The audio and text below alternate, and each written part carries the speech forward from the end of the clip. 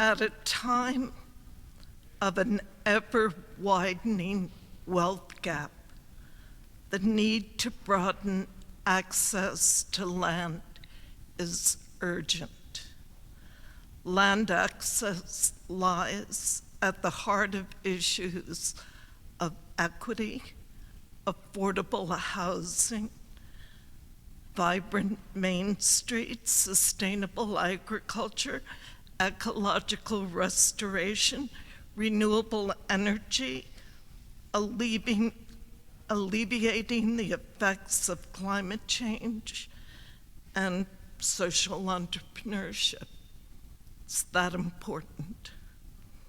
Community land trusts provide a regional way to fairly redistribute working lands. My name's Susan Witt. I'm executive director of the Schumacher Center for New Economics.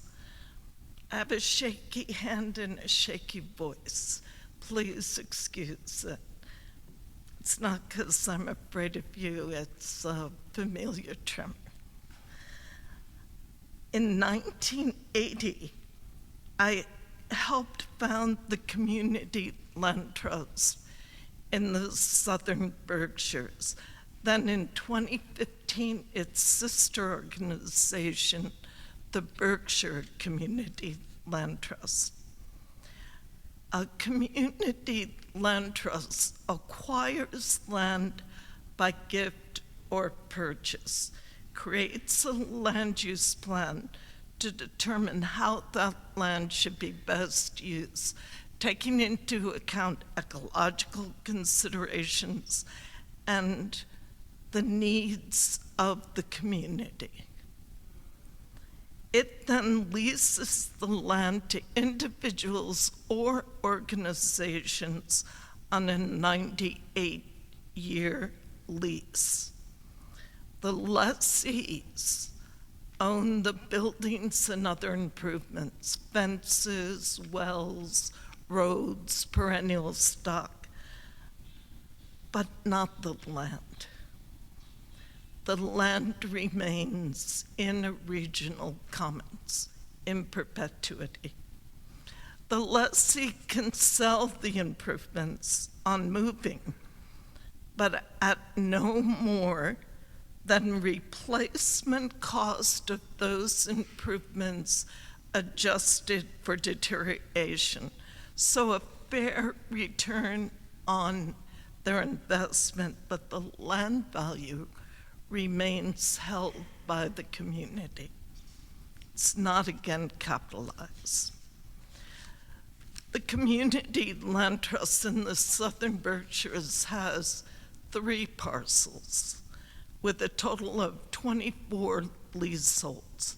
Indian Line Farm in Egremont, a thriving CSA, Forest Row, a neighborhood of 18 families, and Albaster on Jug End with 3 homes and 2 nonprofit buildings.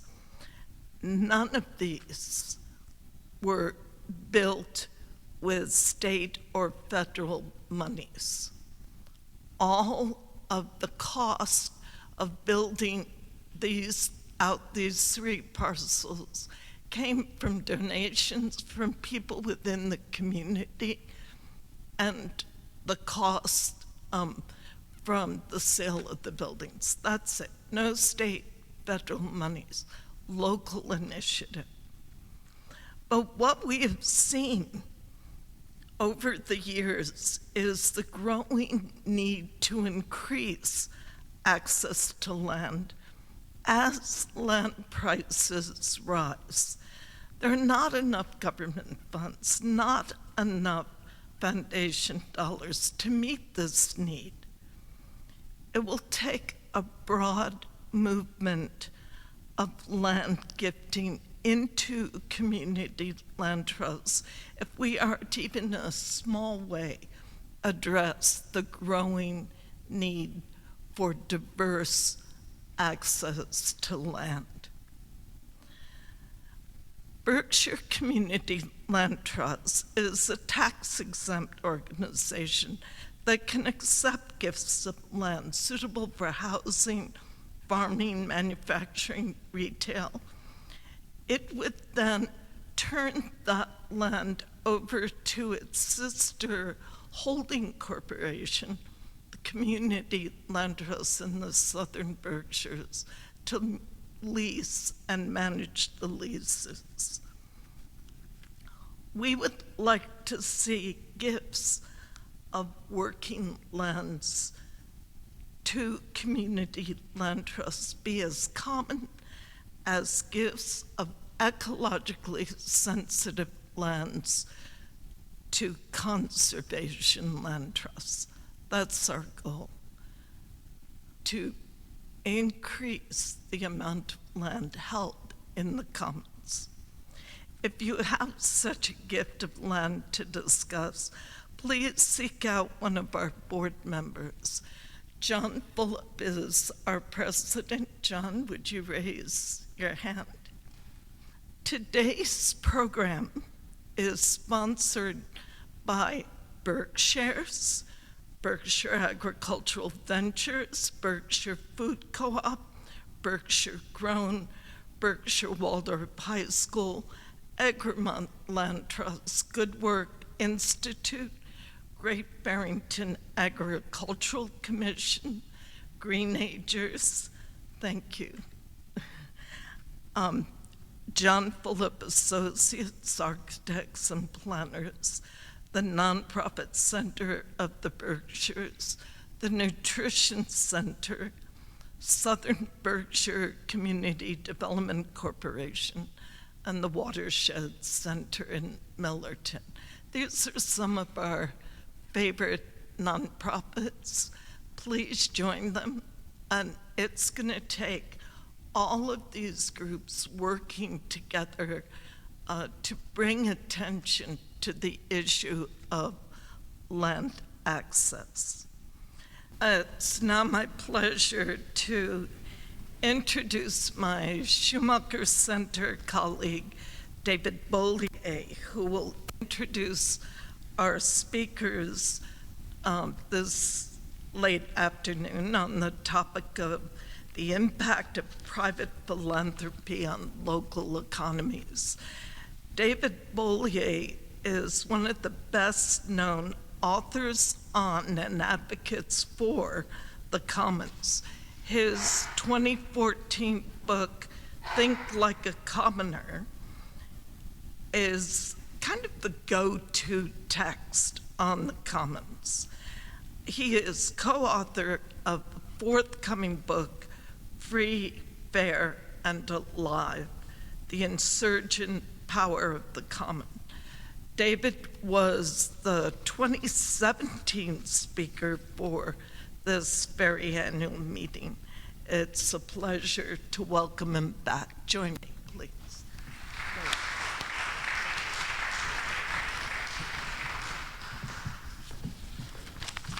I'm David Bollier with the Schumacher Center for New Economics. I direct the Reinventing the Commons program, and I'm thrilled to be here with you all. We have two really remarkable philanthropists to join us. Peter Buffett with the NoVo Foundation, and Peter Taylor with the Taconic Community Foundation. And I'm going to give a brief introduction for both of them, and then we will begin to explore the topic of philanthropy and local community transformation and the different ways in which this can occur. Let me start with introducing Peter Buffett. He's the co-president of the NoVo Foundation with Jennifer Buffett, and he found an unusual path to get to philanthropy, starting as a commercial composer for film and other media, picking up an Emmy along the way and writing a book, Life is What You Make It, which made it to the New York Times bestseller list. He now pioneers a kind of venturesome philanthropy, both in New York and Kingston, New York, where he resides.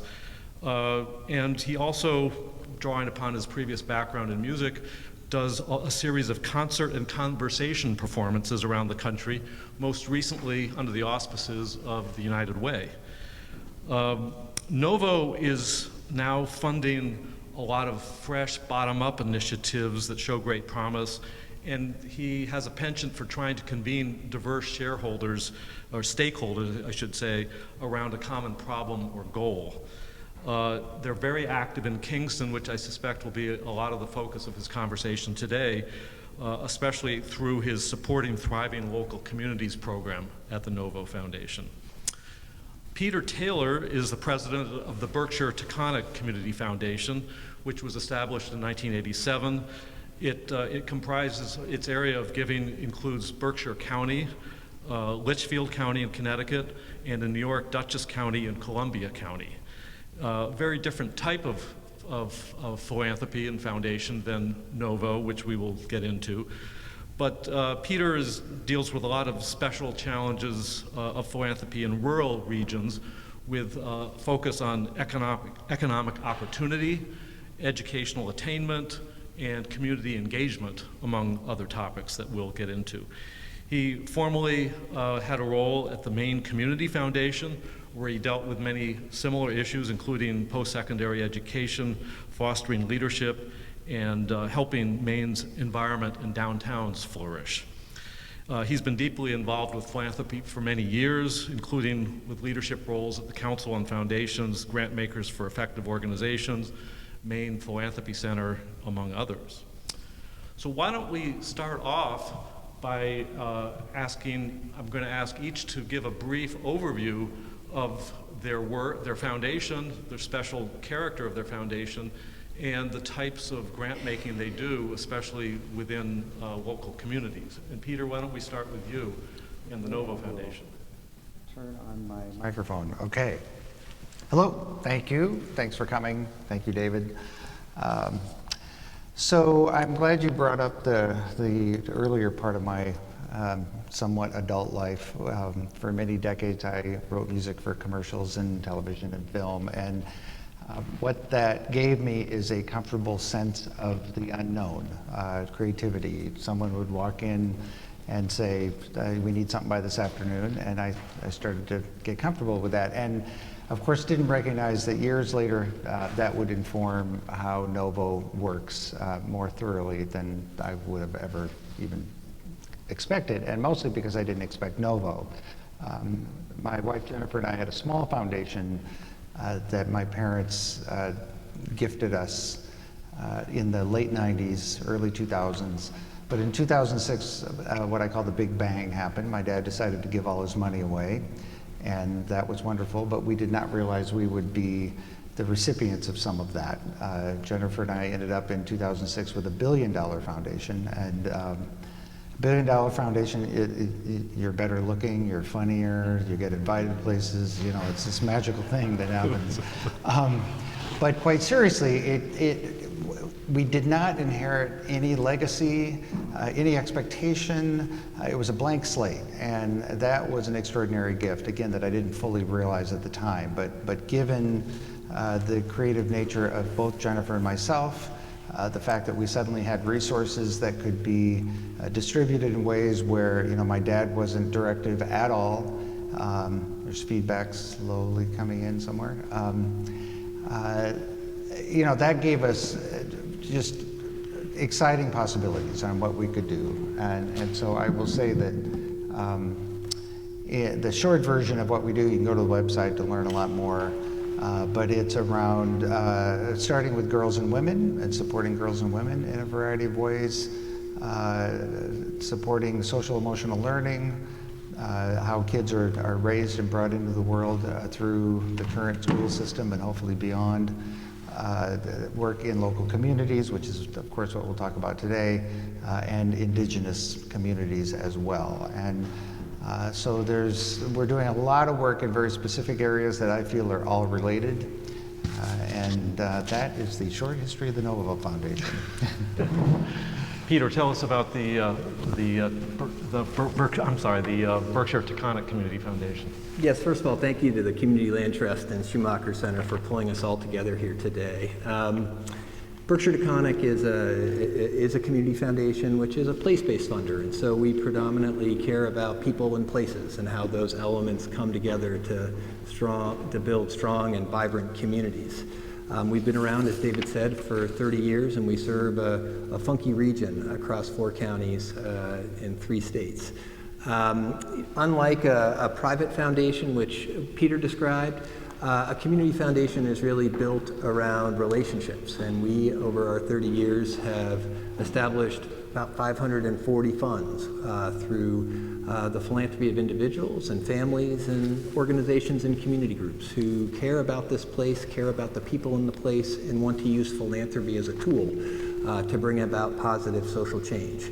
And so over the course of those 540 funds in a given year, we make around $7 million in grants, and we also manage endowments for nonprofits, and we distribute about $2 million a year to support nonprofit missions through that stewardship of their endowments.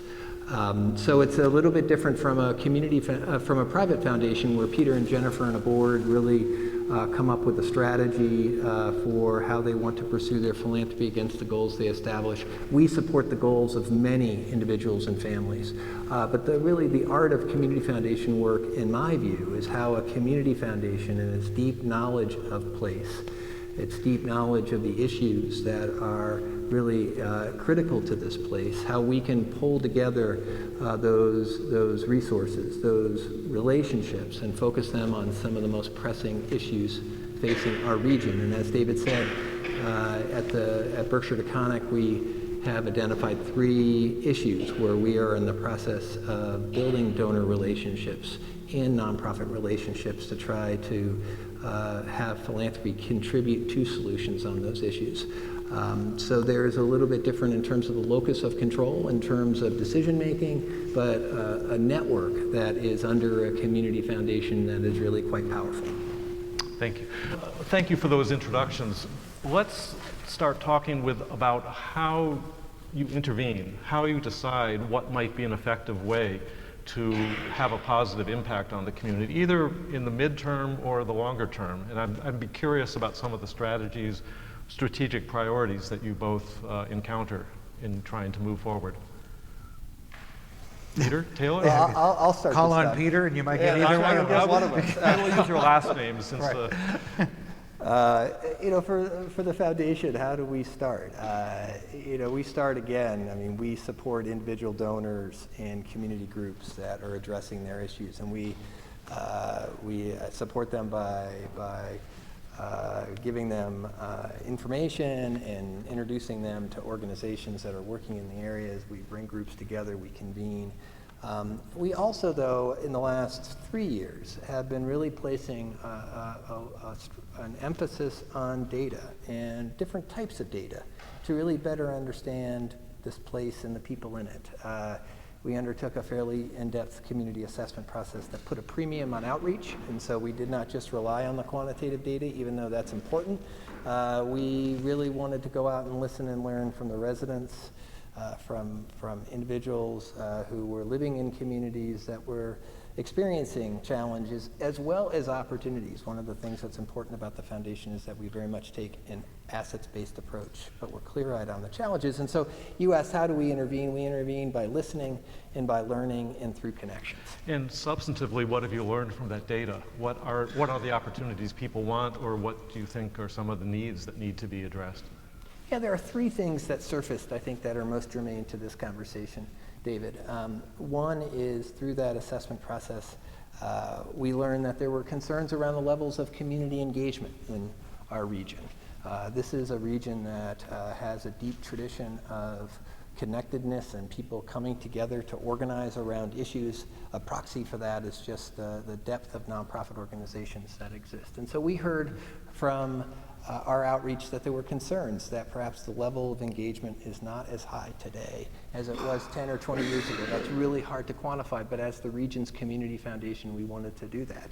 And at the same time, when there are demographic changes, where there's a large influx of immigrants, which are so important to the vitality of this region in the long term, to our communities and to our workforce.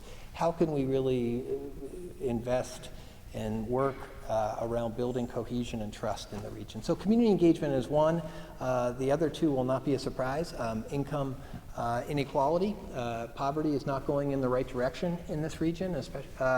especially, I'll mention here in Berkshire County in the last, 20 years, it's gone up 25%, which is, it's still below the national average, but again, it's going in the wrong direction. So income inequality is an area that we are focused really, again, through an assets-based perspective in terms of how can we create economic opportunity for residents here. And then the last one is really about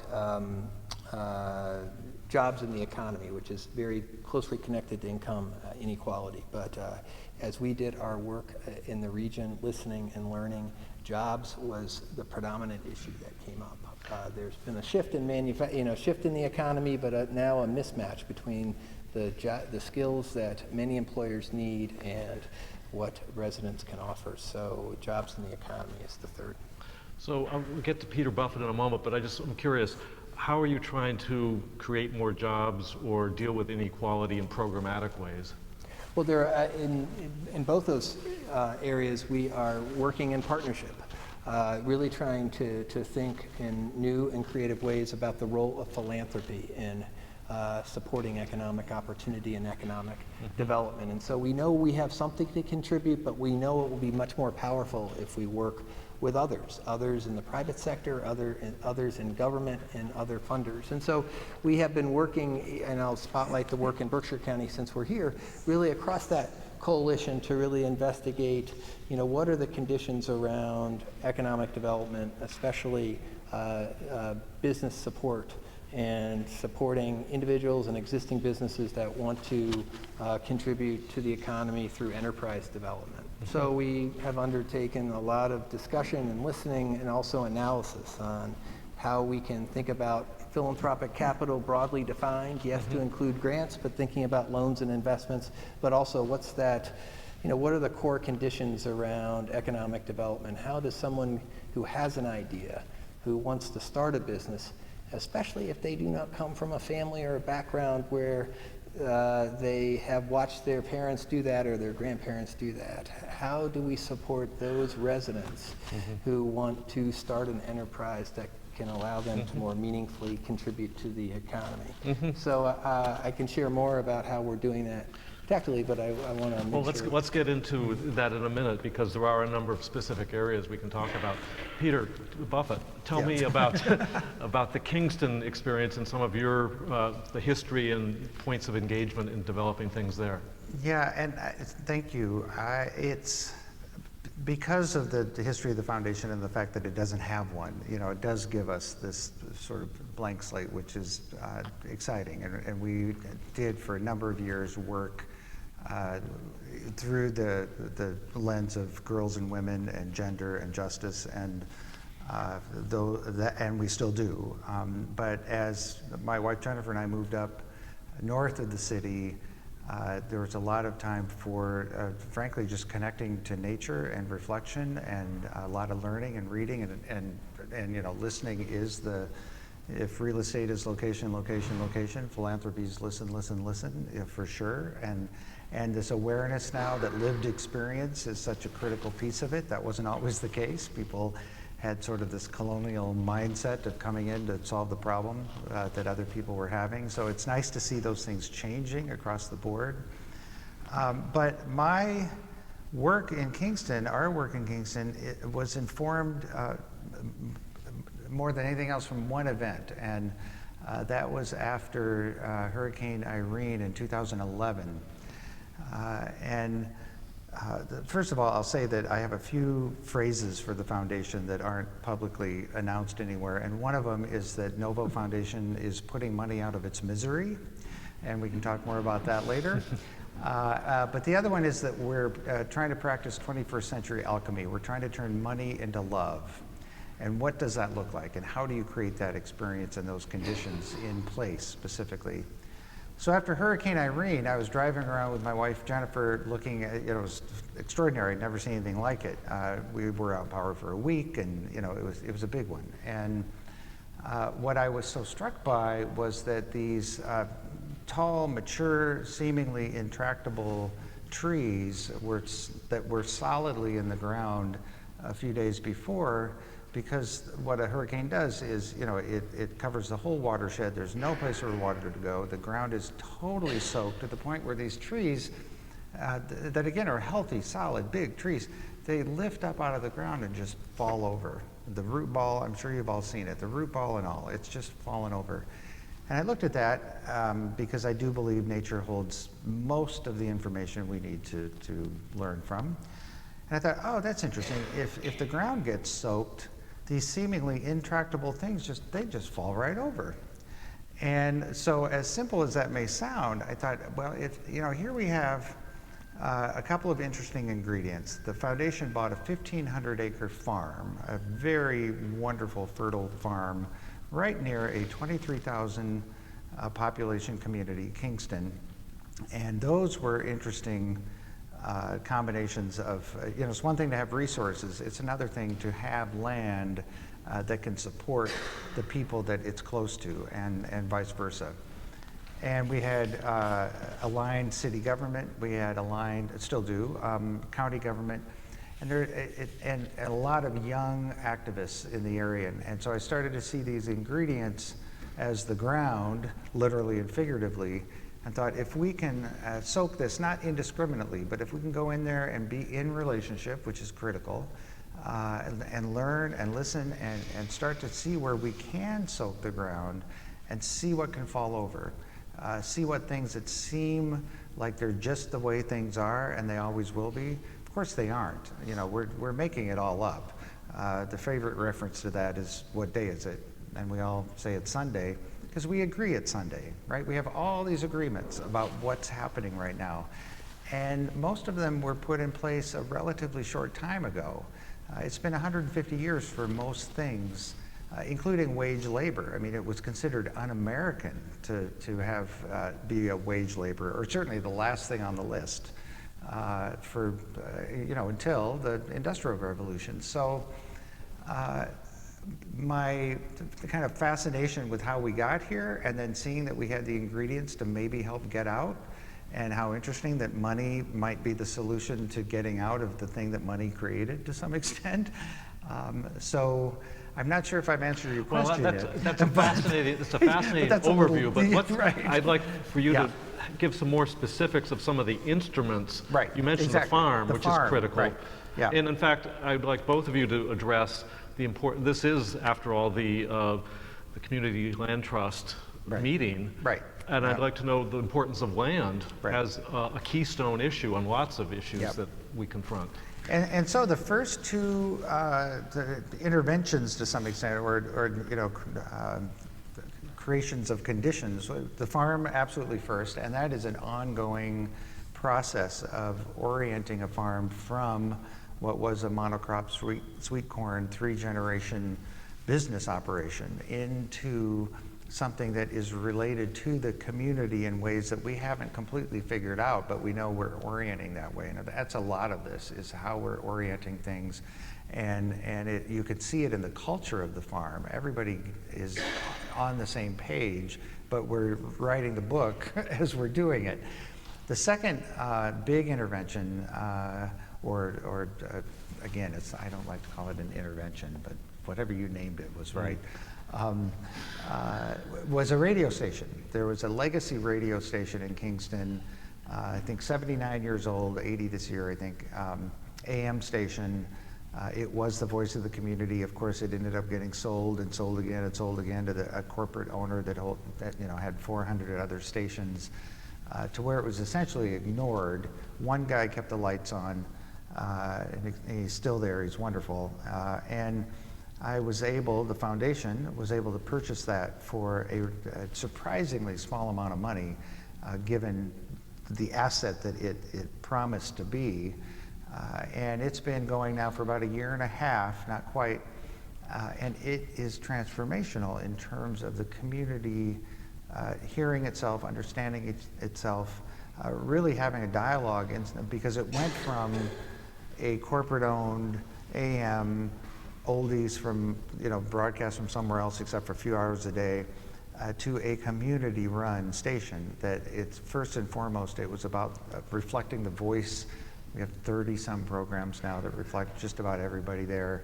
I just came from their spring party, and it's extraordinary to see what happens when a community is given the ability to talk to each other and about itself and understand each other. So that has been a surprisingly robust and fast transformational element that I really didn't see coming. I knew there was something important about the community in relation, but yeah, the farm and the radio station, I could name a whole bunch of other ones, but those are big infrastructure pieces. Well, it seems that really a recurrent theme, maybe for both of you, is the importance of infrastructure, of which land is an important part. And maybe Peter Taylor, you could talk a little bit about some of the roles of land or other infrastructure in helping to improve communities.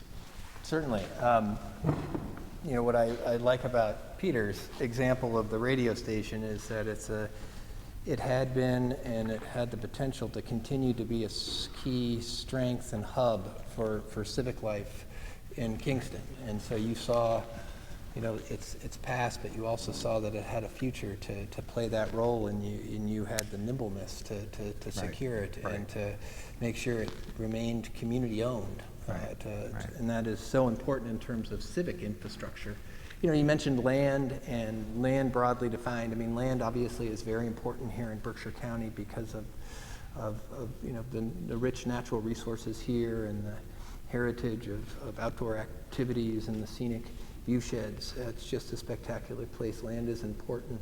You know, I just mentioned farmland being particularly important to this whole region as NoVo has made a big investment on a farm. Farmland, broadly defined, is important.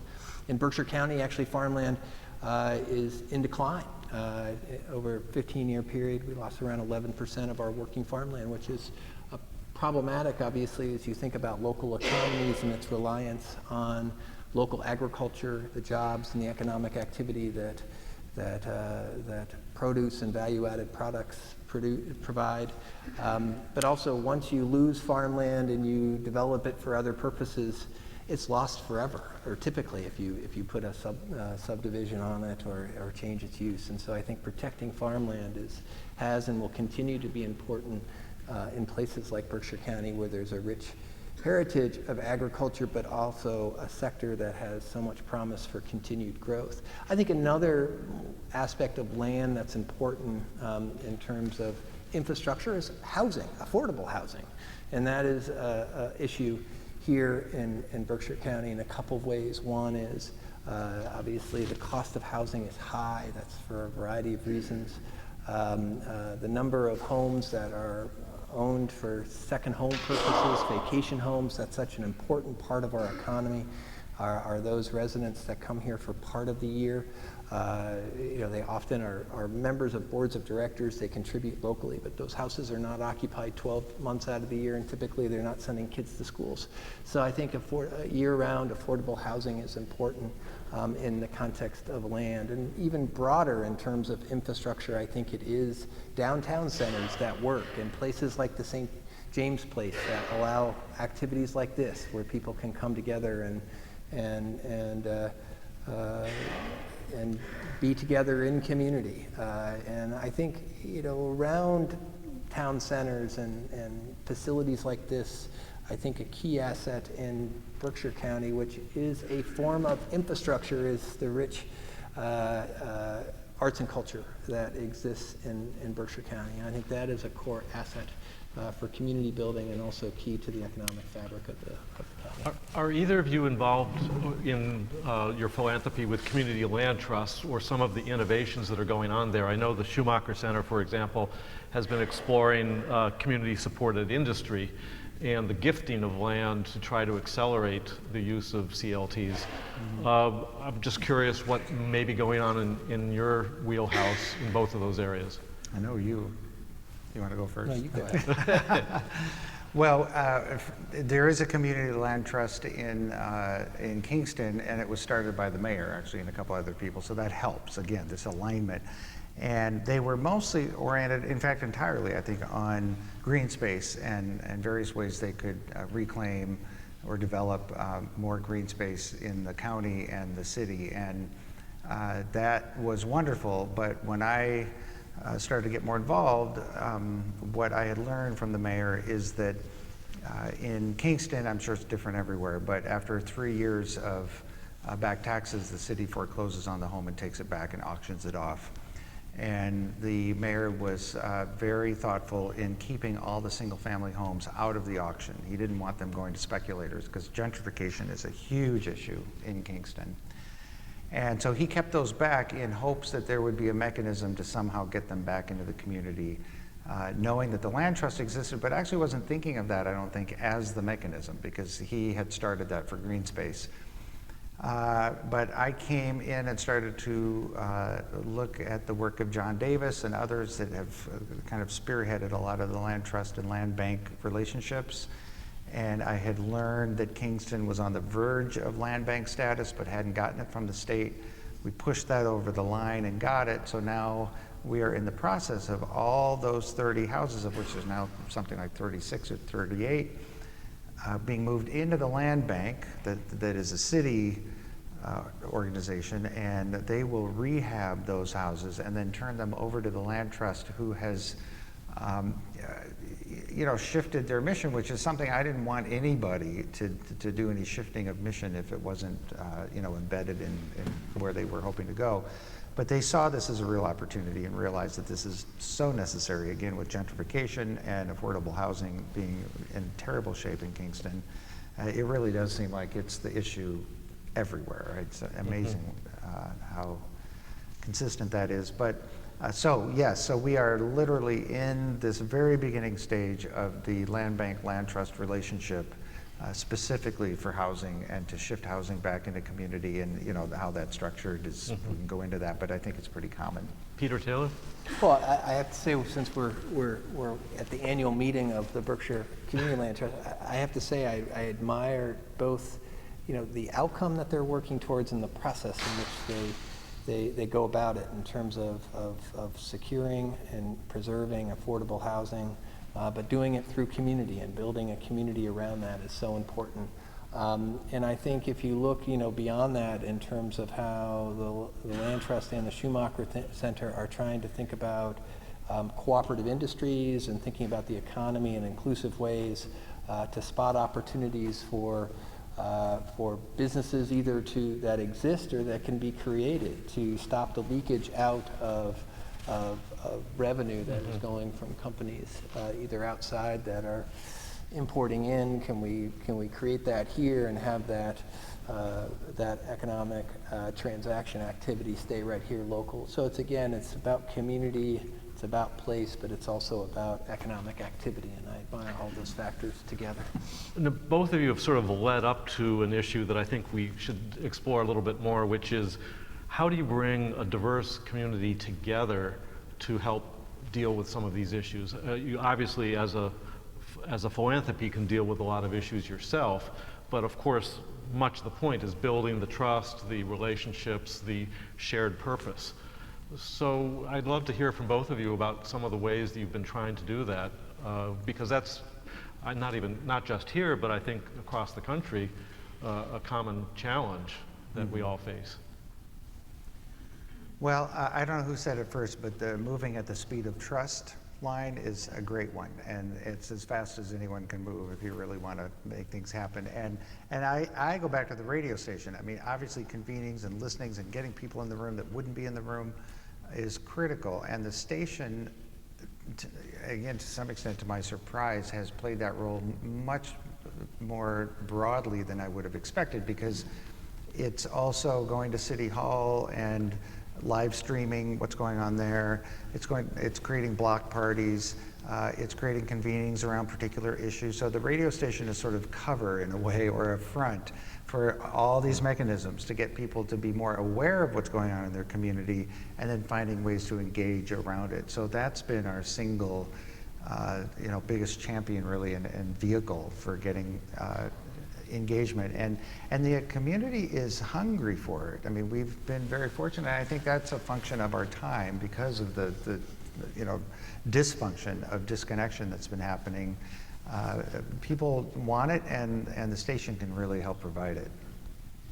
Peter Taylor. Sure. Let me, first of all, since we're in Great Barrington, anybody out there involved in the local radio station that's just come back into active service here in Great Barrington? It's a wonderful story about how there had been a radio station that had been programmed by individuals here in the community, and then it went through a period of just doing recorded music, and they've just set up a storefront again right here in downtown Great Barrington. So it's wonderful to see the community come together to make that happen again.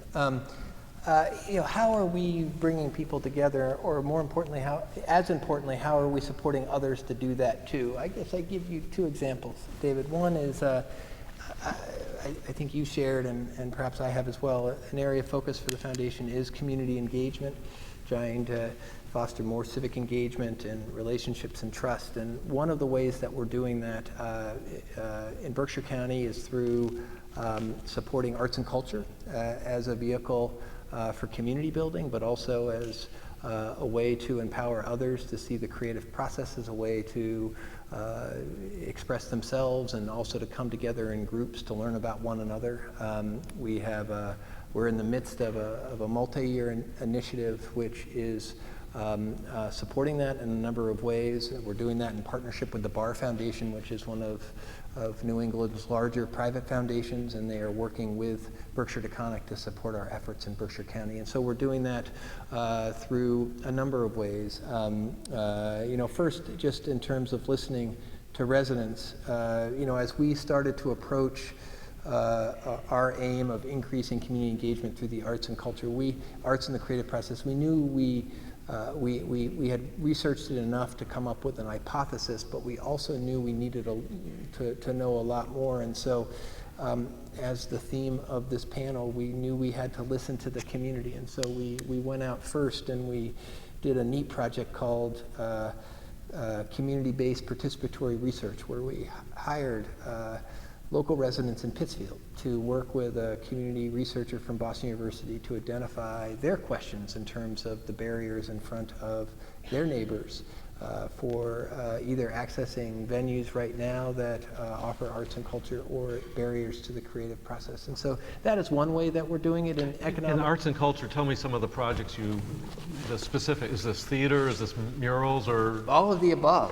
We are, one of the things that we have done, we've used the findings of that community-based research, and we learned a couple things. One, yes, cost and transportation are a huge barrier for participation in arts and culture, but as important to that is a sense of social inclusion, that when residents, especially those that are lower income or coming from communities of color, more under-resourced communities, how much they see themselves in what's on the stage, how comfortable they are when they enter through the doors of a venue.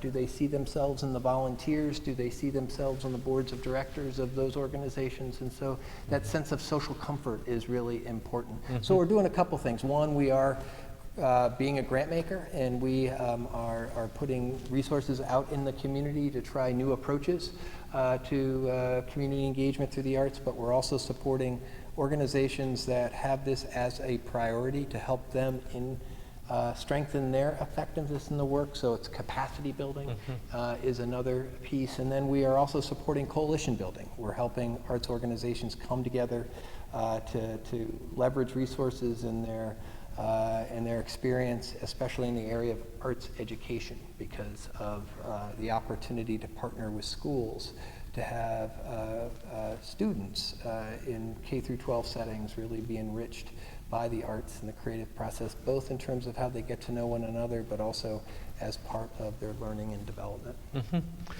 Now, I'm curious how things have changed over the past 20, 30 years in terms of philanthropy.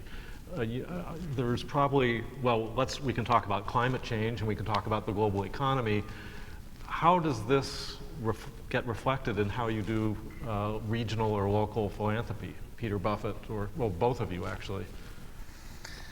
Well, I certainly wasn't doing it. If you're talking about changes in philanthropy itself, that's what I mean. This is new. Yes. It's new territory for me. But what I'm sort of fascinated by is how over these past however many years it's been now, that people have seen our behavior and been inspired by it or surprised by it or something. Because again, we didn't have anything to work with, but in terms of having to live up to something or into something.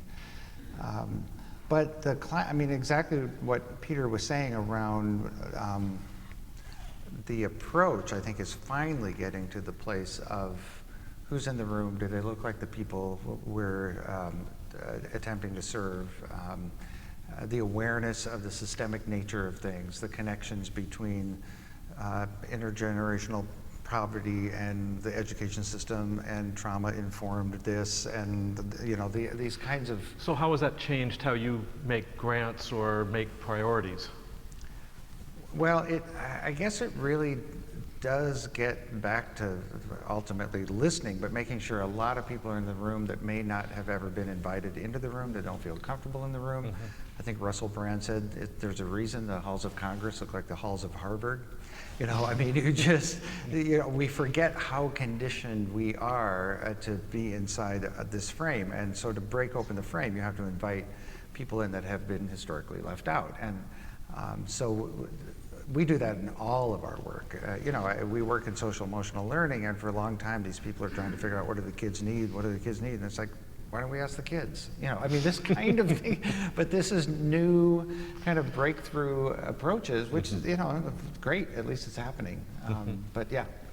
Peter Taylor. Yeah, I'll just build off that, what's changed in philanthropy, and, I think that emphasis, that priority of listening to those that you're trying to support and to improve their well-being and their quality of life, checking your assumptions continuously, but most importantly, I think the best ideas for change come from those that are living in communities that know them best. You know, an example of how we have done that in an area related to land and economy is we have a multi-year initiative in Columbia County around increasing fresh and healthy food for low-income kids and seniors. We are working in partnership with a very generous anonymous donor couple, and we did a lot of outreach when we were trying to develop our goals and our strategies, but one of our core partners is Hawthorne Valley, which is just a neat organization in Columbia County that has a working farm and a school and does a whole lot more around community and economic development. And Hawthorne Valley is a core partner of ours, and when we we're working with Hawthorne Valley, but most importantly providing them the resources to work in community in Columbia County, they knew they needed to go directly to the residents, and they started in Hudson, and they developed what's called a core group that met for about a year to really try to understand the barriers to fresh and healthy food, and also how people in Hudson in particular, what their interest and their demand was for it. And even residents that were on public assistance, they had market power. They had resources to buy food, and they shared with the core group through surveys and outreach that they wanted fresh and healthy food that was connected to their cultural traditions. And so one of the things that Hawthorne Valley did in partnership with the community was support at first a pop-up fish market on Warren Street, because fish was very important to the cultural traditions to many people living in Hudson. And so they brought fish to residents. I'm not sure if you all have been to Hudson, but Hudson is just an eclectic community where you have Warren Street, which is, has such a vibe and cosmopolitan feel, and just 2 blocks away, is a much different reality for residents in Hudson. And so and it's actually quite far to get to the local grocery store in Hudson. It's about a 45-minute walk if you don't have a car. So they brought fresh fish to Warren Street once every 2 weeks, 3 weeks, and they built a sense that you could buy local and fresh food right downtown. And so then they moved from that, and they created a mobile market in partnership with the community, and now they have a retail store in addition to the mobile market. It all started because they listened to the residents. Not only listened, but they brought them together in a coalition to determine the solutions. I'm struck by I'll throw in patience too. Patience. We're also patient, right? I mean, it took a year, it sounds like. It did. Yeah. It did. Yeah. And I'm struck by your story, and actually by that comment of the very paradoxical role of improvisation and patience. That these things unfold, you often don't know where it's going to go. And that must pose a special challenge to foundations in trying to deal with a dynamic situation in which there's many more players than before. Yes, patience and flexibility and pivot is all that. And I'll just share in the example that I shared around the fresh and healthy food in Columbia County, we are indeed working with a very patient donor couple that sees us very much as an expression of love and social justice. And so they are patient and they have been flexible in terms of seeing the progress that was being made, in terms of building relationships and trust, and being flexible in terms of the time horizon to get the solutions that start to get some traction against the issue, but also flexible in terms of where the resources go. And to build coalitions, you need people to do that work. It does not happen on its own. You need people to convene and to make sure that interactions are framed and facilitated and that agendas move forward. And so you need to be able to fund people that have that experience and expertise to be able to support communities that want to move forward. Patience and love, yeah, they go hand in hand, I guess. Well, let me ask maybe what's an unfair question, but there's a history of economic development in communities, and then there's other philanthropy that could arguably serve social purposes that are not as directly market development. And then, of course, in the meantime, there's been the development of a whole field called impact investing, in which it's providing capital that seeks some sort of return. How do some of those currents play out in your foundations? And it's probably complicated. Maybe it's not either or, but I'd be curious to know how you approach those. I think let me just maybe frame it this way, and Peter has a lot more current experience with impact investing. I have some from my work in Maine, but we do have somebody who has a lot of experience right here. I think for me, it's really starting with what your aim is. What are you trying to accomplish? And what are the right tools to get there? And I think what is important with philanthropy is that it is flexible and patient, and it aligns the right tools for the task to get to the outcome that you want. And so sometimes, yes, that is a grant. Sometimes it's building a coalition. It's the people process. Sometimes it is a loan or an investment. Because you need that type of capital to interface in a market economy, or to do something at a scale that's difficult for a grant to do on its own. And so it's really starting with what your goal is and what's the best strategy and what resources necessary to make that strategy work. And oftentimes it's not one thing, it's a combination of things working together. I think the radio station example is a really good one where you purchased essentially an enterprise. I assume it's either a nonprofit or it's now it's a nonprofit. It was a for-profit and a nonprofit now, and so you purchased an infrastructure to do that. Right. So I think it's really lining up the right tool for the task, and I can. Just briefly, actually I'll defer to Peter, and then maybe I'll come back with some examples from my experience. But sure. Peter. Well, for us, it's, I think, always a social investment first. It's never looked at through an economic lens. And, the word impact and impact investing is tricky because investing, of course, doesn't even imply, it requires, I think, a return, even if you say it's going to be zero return. With the word investing, return is somehow attached to it. And really, we're looking for a return of, a different sort of social engagement and interaction, and it's all the soft stuff, I guess, as opposed to a hard quantifiable, we want this back for doing this. And so it's, framing it that way, we support a loan fund run by Indigenous people in the South.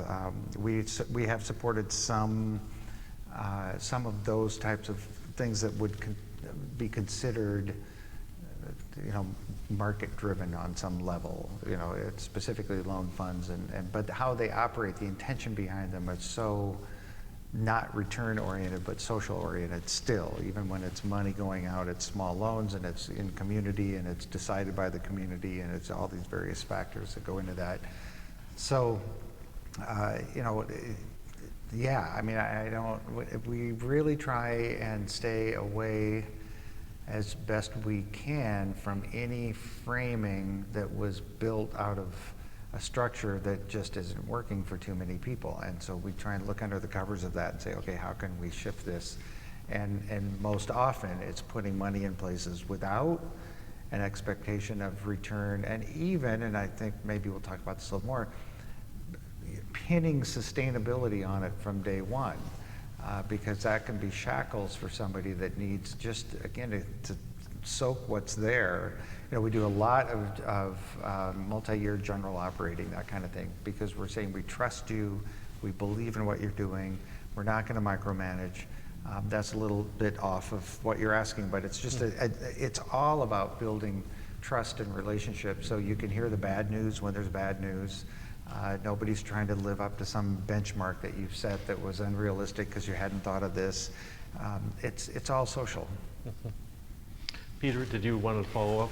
I guess, impact investing or mission-related investing, it's one of those kind of jargony terms is, we sit up here and we talk about it. Maybe there's a sense of what is it out there. I mean, impact investing really represents a spectrum of investing where the investor, be it an individual or a foundation or even a corporation, really is investing with at least two purposes in mind. What is going to be the community benefit as a result of that investment? And because of that community investment, how does that factor into your investment thesis?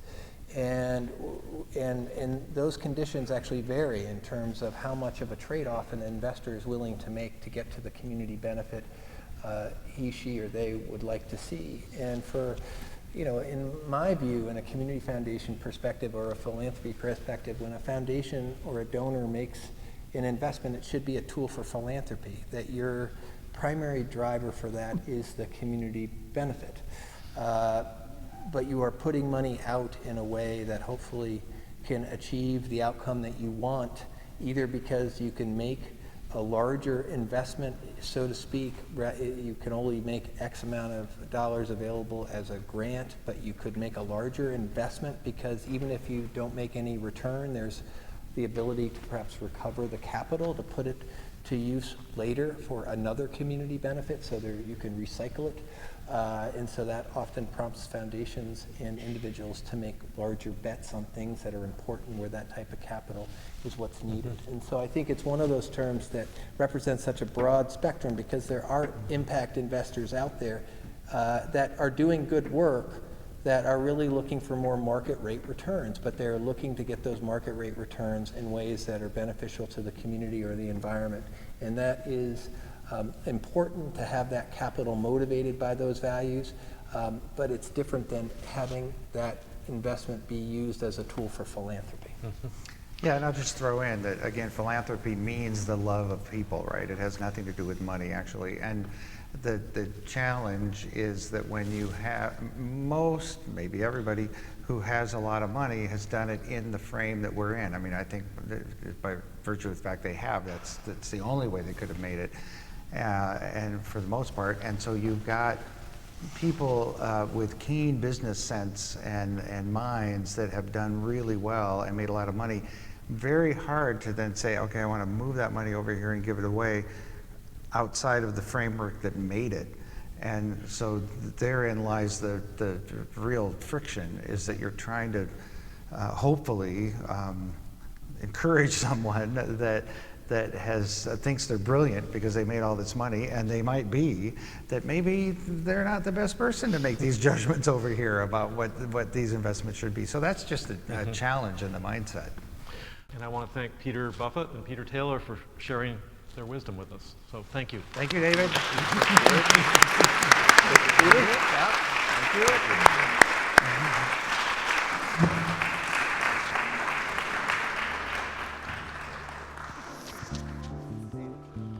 Gentlemen, thank you. I enjoyed that.